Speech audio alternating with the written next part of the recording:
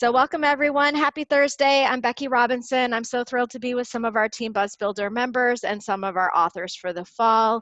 And we're here today to talk about some of the great books that we have the privilege of launching in the fall of 2020. And many of you as authors who we will be showcasing this fall are with us.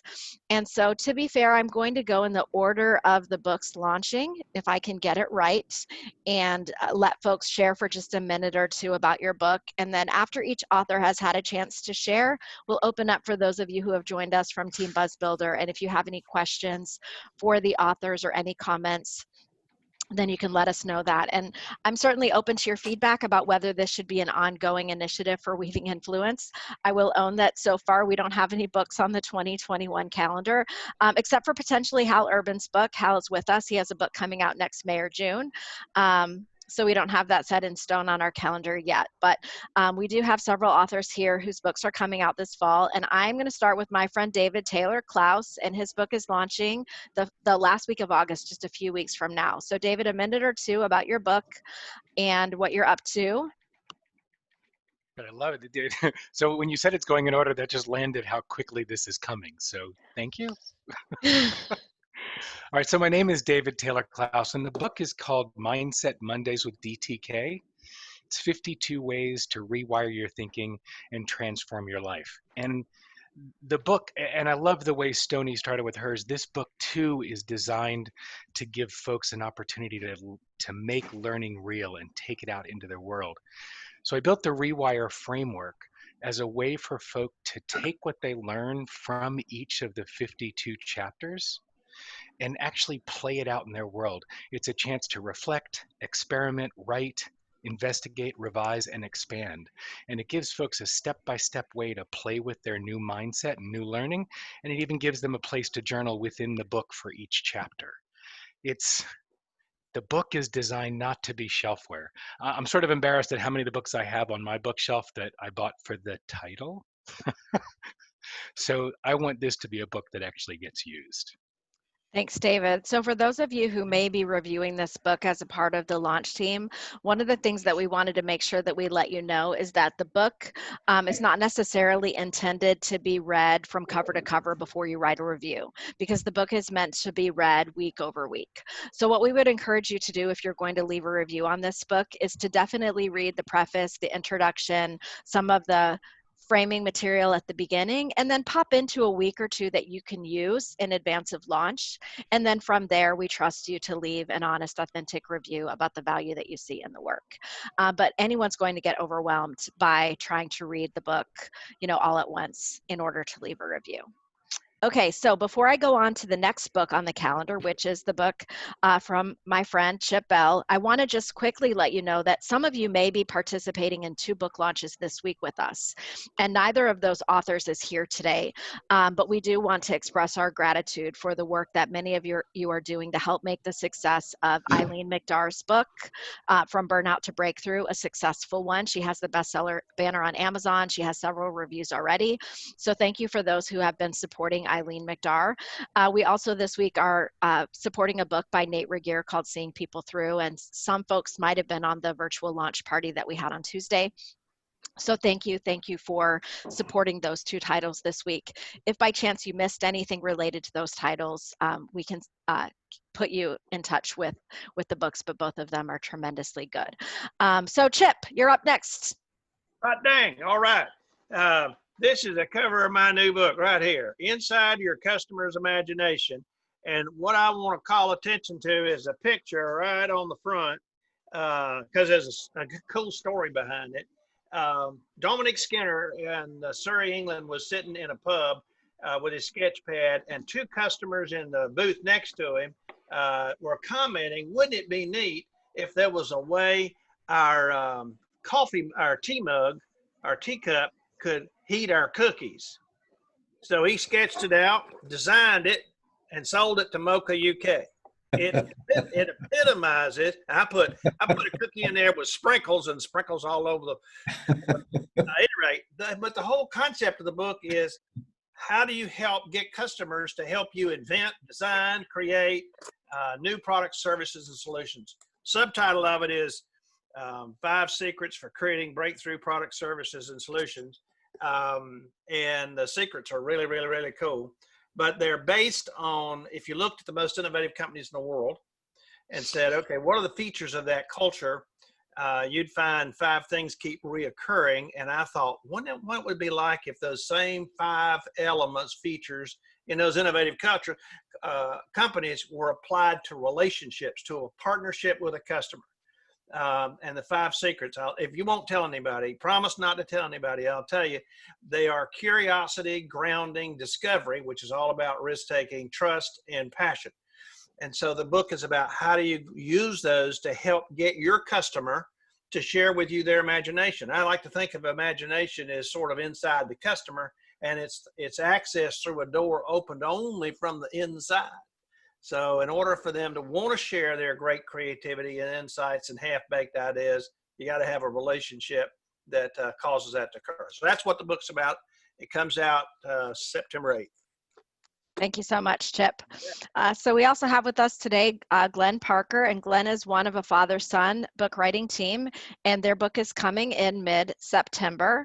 It's called Positive Influence, the Leader Who Helps People Become Their Best Self. So Glenn, this is your chance to share your passion for the book. Okay, good. Becky, hi. Buzz Builders, hi. And Chip, my brother from another mother. Shout out to you. We've known each other for about 68 years. Yeah. So, and just a word about Chip. You know, our book is about positive influence leaders, and there are very few more positive influence leaders than Chip Bell. He has been a transformational leader in regard to customer service. We have a mutual colleague from back in the day named Tom Peters, and Tom Peters said famously, if you give good customer service, you can have all the business. Right, Chip? Absolutely. Absolutely. Yeah, and Chip has been carrying that forward and does some great work, and you know, I'm proud to be a colleague and friend of his.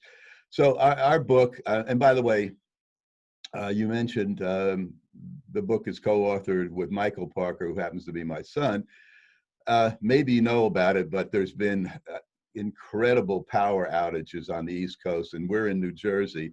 And I just got my power back yesterday. My son has no power. He lives about an hour from here.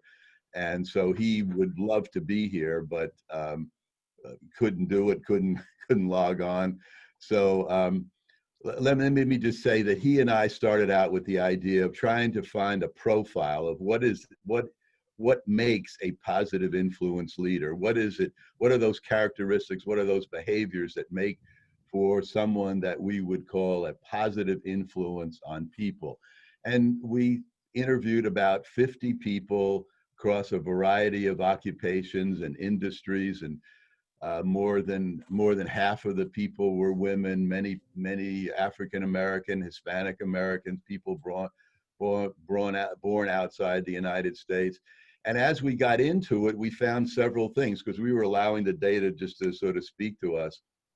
And a couple of things we found. One is that they didn't fall into a neat profile, the responses that we got. And we ended up realizing that there's lots of different ways you can be a positive influence leader, but all of them different, but all of them helpful. And so we eventually came to the fact that there were going to be 4 types or 4 styles of positive influence leaders. And we detailed those in the book. And in fact, in the back of the book, there's a self-assessment survey where you can fill it out and indicate, and it gives you results in terms of what your preferred style is. And we're eventually going to have, and do have a 360 version of it.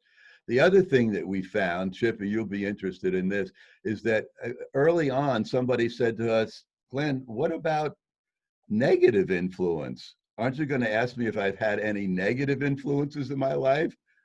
We said, gee, we hadn't thought of that. And then we started doing that. And gee, people had all kinds of experiences, and our interest was in what? In finding out how people coped with negative influences in their life and turned it into something positive. For example, the daughter who was told by her mother when she said, "Oh, I want to major in history," and the mother said, "What are you going to do with a history degree?" Well, guess what she did with a history degree? She's now a senior curator with the Smithsonian Museum of American History.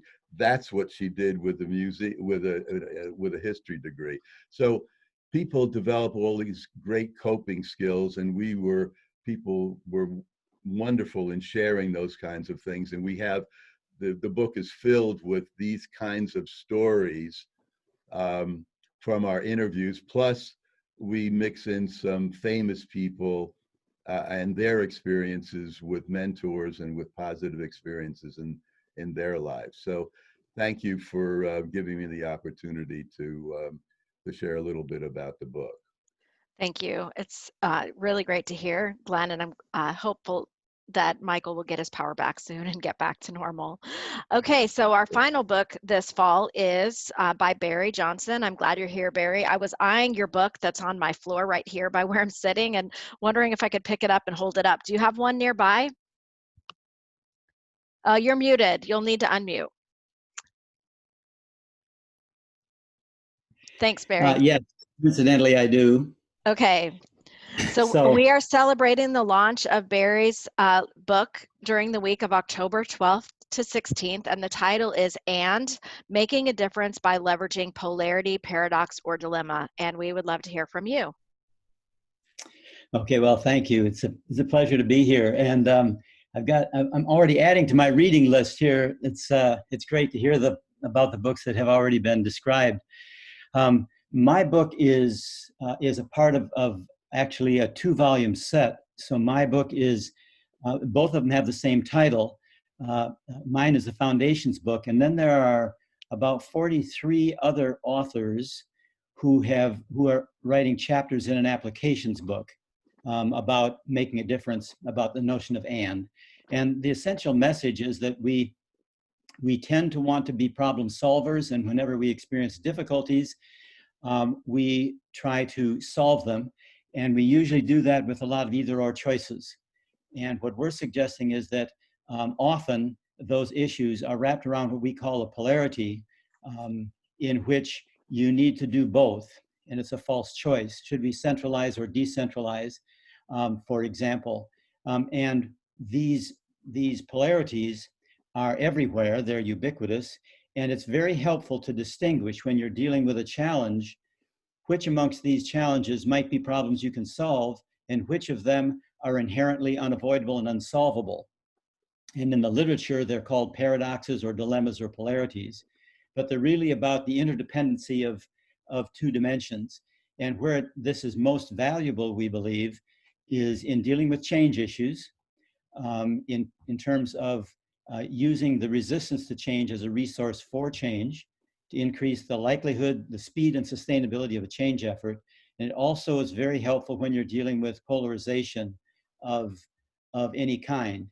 And what the book does is goes through a series of examples at various levels of systems. So I take one polarity like the part and the whole, and we look at it at the individual or family level of system, look at it at the organizational level, and at the national level and the international level. And so in each case, we look at a polarity that is a generic polarity and show how it applies in all levels of system. And the hope is to help people be able to deal with complex issues without being overwhelmed by them, regardless of size, to help people be an effective person in an organization, but also an effective citizen in a country and an effective global citizen. So that's the hope. Thank you so much for that, Barry. So for many of these authors, you will have a chance to hear more in depth at some free webinars that we do have on our calendar this fall. So if you haven't had a chance yet to access those webinars and sign up, we will be staying in touch with you about all of those upcoming events. So what I want to do now is to open up for a few minutes I believe this may have been on the calendar for an hour, although I don't intend to keep you for a whole hour. But in the event that you would like to speak to any of these authors, or you have some questions about how you can best support these books or participate, we know that you're here because you want to connect. So we want to make it possible for you to ask some questions. There's, a small enough number of us that I think people can just take turns and speak when you want to, and I'll be quiet so you have a chance.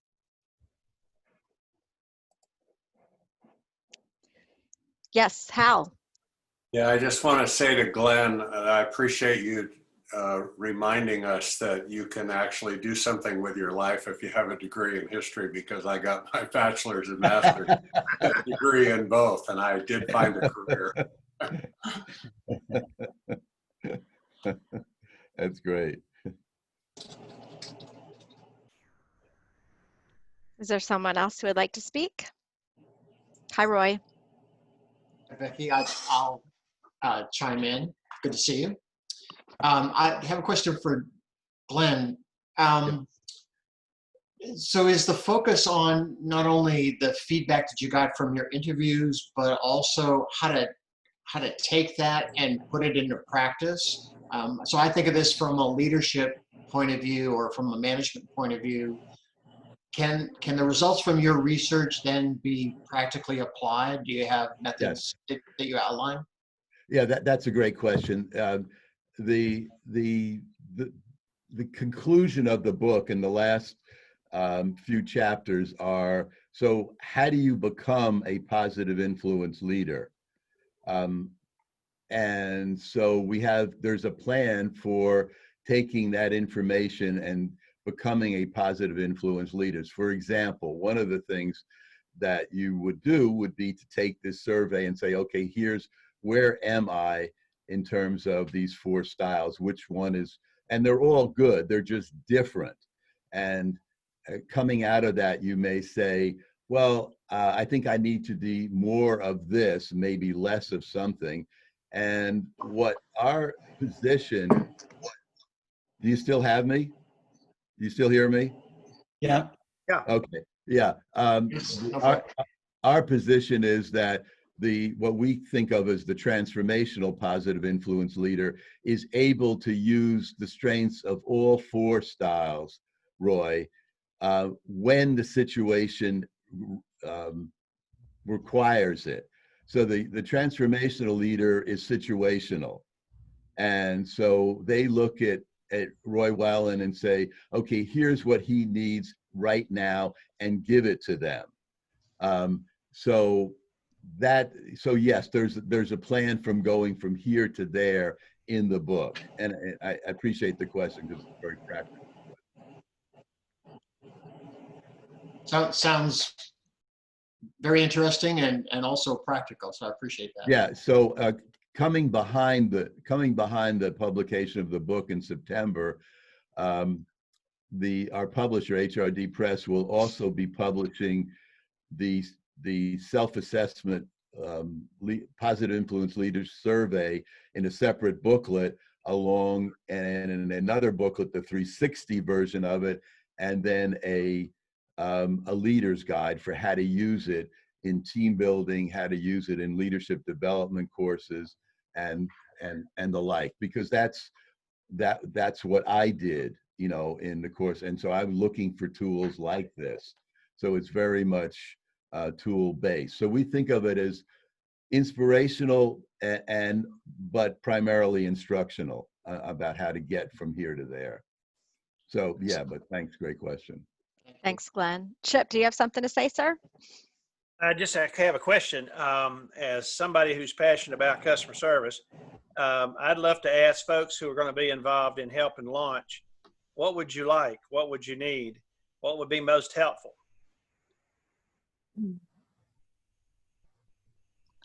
Okay. Yes, sir. Oh, I think that, yes. Go ahead. Oh, okay. Well, one of the things that I'm really interested in is in terms of customer service, because I am taking a course at the Disney Institute. So this book will obviously enhance the whole thing about quality customer service. But one of the key things that I keep getting asked, and something that I'm very curious about, is is like having a guide on how people can read it, take out at something, and then apply it. Because I find that a lot of times, and especially if you're going to create I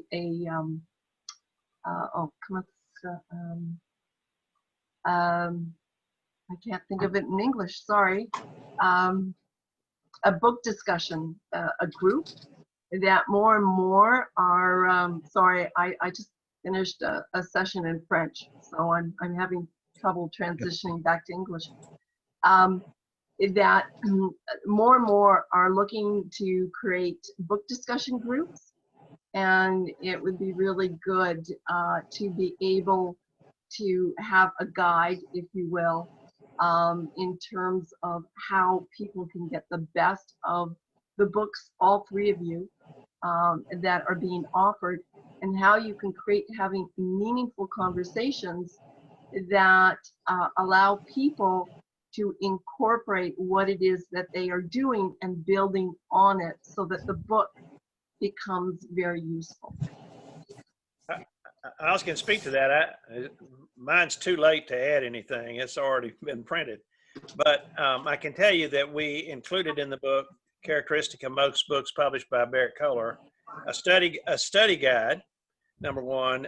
Two, lots of tips and techniques and sidebars, and here's 4 ways to do this and so. And one of the things I'm providing the people who help with the launch team are a lot of additional things that aren't in the book, that are tools and techniques and unexpected little surprises that help you hopefully enhance your experience, not only of the book, but also the launch experience. Thank you. I think mine's the first business book to have sheet music in it. And Callie has put in the chat for each of the authors who've spoken today links to where you can find out more about the book, and links to, for example, all these surprises that Chip is referencing. So if you've missed those, maybe scroll back up in the chat, and for every author who's here today, we are linking back out to the books. So I want to make... I want to have a question for Chip. I think what would be helpful to people doing the reviews is examples of companies where they've used this process of engaging customers in coming up with ideas for new products and services. Yep, good. I'm glad you said that. And especially to me, you sent me an email and asked me to ask the question. Yeah, no. But the thing I enjoy are all the companies that have had stuff that has been invented by customers that you didn't know, like Starbucks.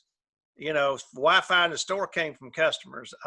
Cake Pops was invented by customers. I can go down the list. Pumpkin spice coffee was invented by customers. Just tons of stuff that we all think came from corporate, but they all were That's things. great stuff. Yeah. Egg McMuffin was created by a customer. Good stories. Sorry. Go ahead. Because we're in the midst of COVID right now, and there's a lot of the books that were written pre-COVID. Now more and more people are looking for ideas and examples and how they can translate what they're reading into developing a plan for the future as they're navigating this COVID crisis.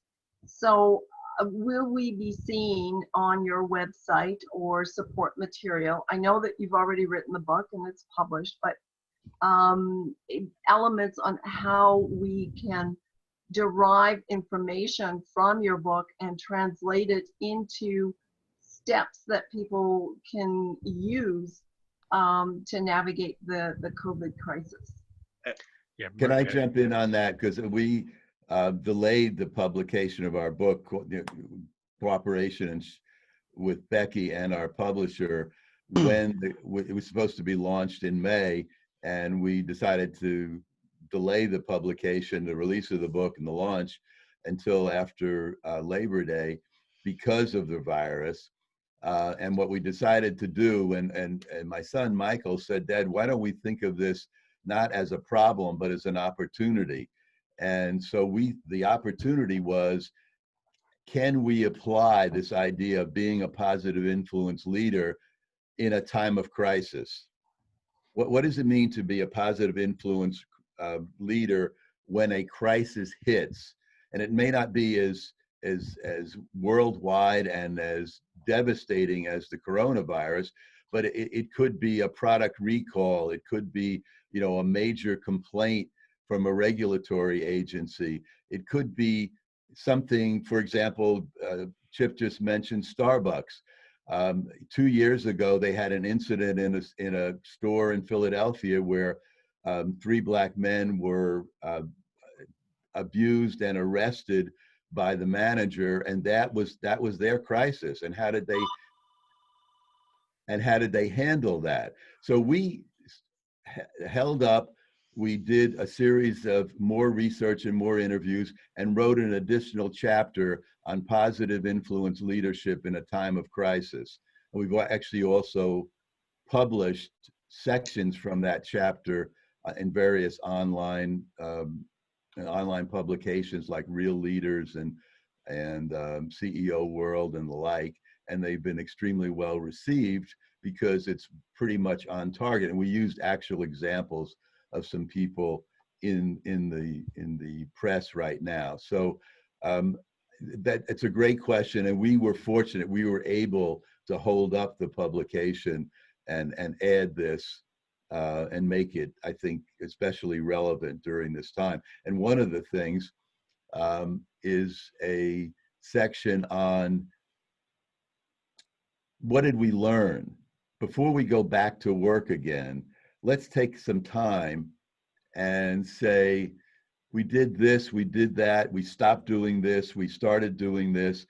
What worked, what didn't work, and what might we apply going forward in our business?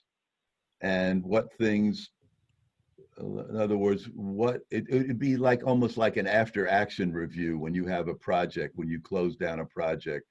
And so we included that in there as well, as like, what do we learn from this whole experience with this virus as a company? Well, so let me jump in for just a moment, because Glenn's done a great job of speaking to leadership from a leading others perspective. My book was also supposed to come out in February, so had the opportunity for this to get some have some revisions done throughout the last several months. My book is really going to be, in addition to working with those who lead others, it's really ideal for that personal leadership piece. And whether you believe the Talmud or Carl Jung said it, the line is that we do not see the world as it is, we see the world as we are. And that's where the power of mindset comes in.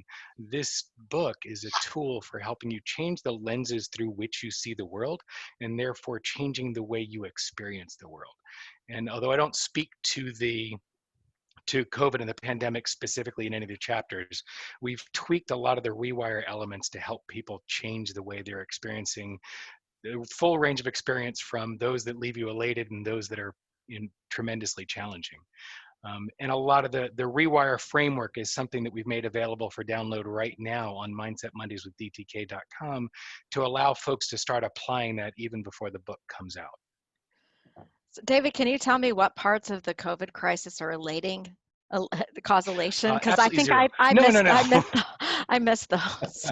Well, I'll give you a personal example.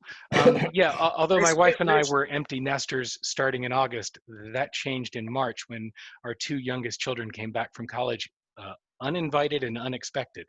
So, but I will tell you that the last 8 weeks with those children, 8 weeks? Oh my God, longer. The last 37 months, it feels like, with those children in the house has been fantastic. And so I will say that I'm watching people who are now living in multi-generational households who are choosing to see the opportunity in it, as opposed to, oh my God, why are these people in my house. So there is, for me, the connections that were created, watching organizations shift the expectation of how work is done, watching what people are able to create with the time they no longer deal with commuting to and from work, and what's been positive that they've created in their world. There's so many ways to look at the challenges that have come at us and look for the opportunities in it.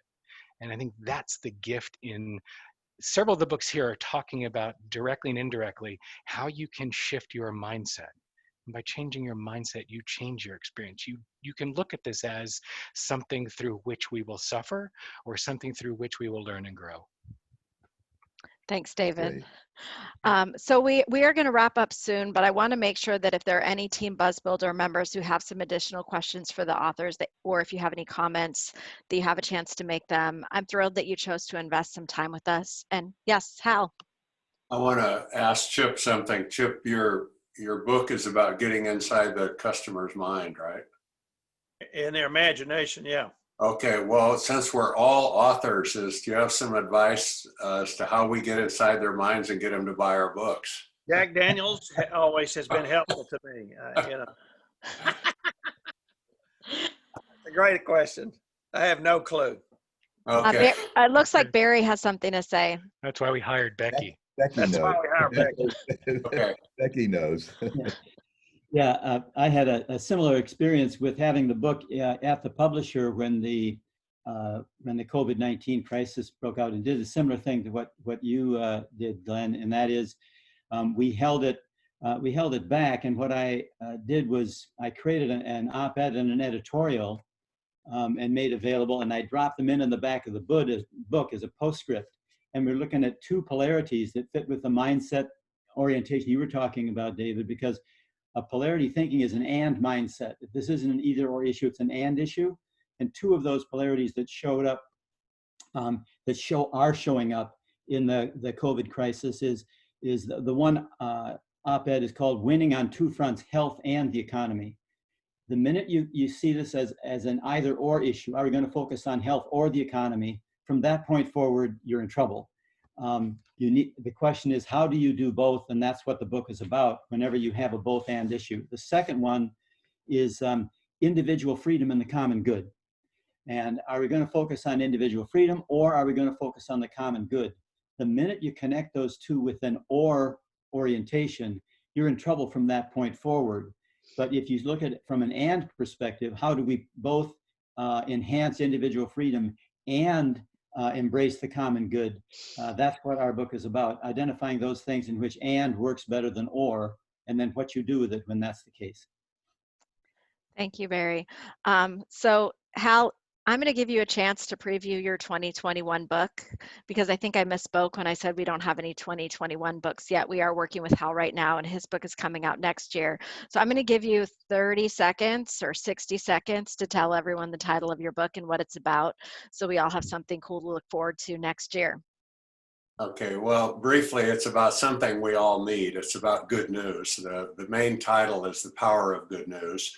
And the subtitle is How to Feed Your Mind with What's Good for Your Heart. And basically it's, we've heard about positive thinking and think positive and all that, but positive thoughts come from putting something positive in here. You've heard of garbage in, garbage out. This book is about good in, good out. And so it has to do with the influence of what goes into our mind, and that we should pay more attention to what goes into our mind. The news industry bombards us with bad news, but there's a lot of good news out there that doesn't get recognition. And I'm suggesting that people look a little harder for that, because it is out there, and more journalists and other people are creating avenues by which we can be exposed to positive information. Thank you so much, Hal. Definitely something good to look to in 2021. So I want to take a moment as we wrap up this time together to express my deep gratitude for those of you who choose to participate in supporting the launches that my team and I are working on. We could not do what we do to serve clients without your participation and interest, and I hope that you see a lot of value returned to you as you participate with us.